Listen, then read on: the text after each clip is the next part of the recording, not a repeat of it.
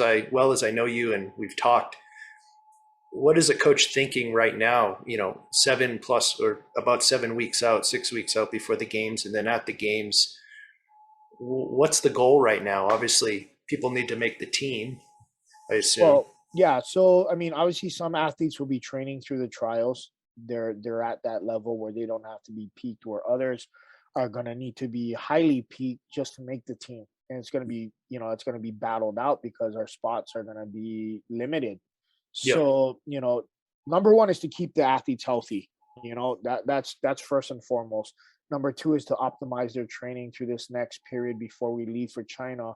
And the Olympic trials are emotionally draining. It's one of the hardest competitions I've ever experienced, both as an athlete and as a coach, because just there's so much on the line, and again, it's emotionally draining. So you got to recover from that, and then make sure that you can turn around, get a training block in before we head to Beijing.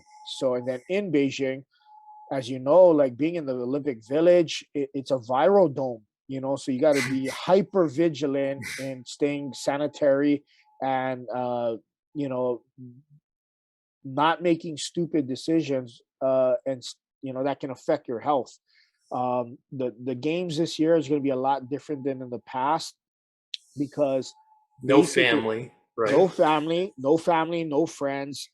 Basically, any athlete and staff, you're going to only be regulated to your venue. You're not going to be able to go Man, see any other sport live. And that, for us, on the long track side, includes short track. We can't go see them. They can't come see us.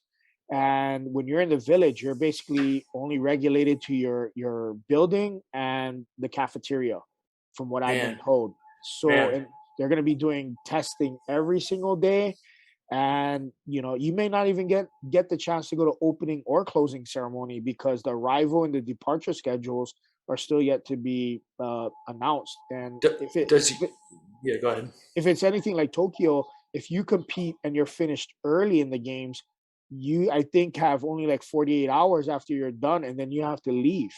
You can't stay there sitting the Oh, end of the wow. games and walk in Wow. closing ceremonies.